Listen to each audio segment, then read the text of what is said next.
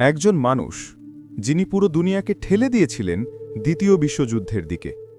তার নাম Adolf Hitler. তিনি ছিলেন জার্মানির নাৎসি পার্টির নেতা। অর্থনৈতিক সংকটের সময় তিনি দেশকে ঘুরে দাঁড়াতে সাহায্য করেন, কিন্তু তার ভিতরের ঘৃণা আর উন্মত্ত জাতীয়তাবাদ দুনিয়াকে আগুনে পুড়িয়ে দেয়। তার সিদ্ধান্তে শুরু হয় ইতিহাসের সবচেয়ে ভয়ঙ্কর যুদ্ধ, দ্বিতীয় বিশ্বযুদ্ধ। কিন্তু জানেন কি, যে মানুষটা যুদ্ধ শুরু করেছিল সে নিজেই একসময় ছিল প্রথম বিশ্বযুদ্ধের একজন সৈনিক। একজন মানুষ যিনি পুরো দুনিয়াকে ঠেলে দিয়েছিলেন দ্বিতীয় বিশ্বযুদ্ধের দিকে। তার নাম আডলফ হিটলার। তিনি ছিলেন জার্মানির নাৎসি পার্টির নেতা। অর্থনৈতিক সংকটের সময় তিনি দেশকে ঘুরে দাঁড়াতে সাহায্য করেন, কিন্তু তার ভিতরের ঘৃণা আর উন্মত্ত জাতীয়তাবাদ দুনিয়াকে আগুনে পুড়িয়ে দেয়।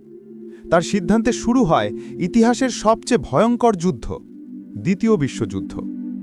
কিন্তু জানেন কি, যে মানুষটা যুদ্ধ শুরু করেছিল সে নিজেই একসময় ছিল প্রথম বিশ্বযুদ্ধের একজন সৈনিক।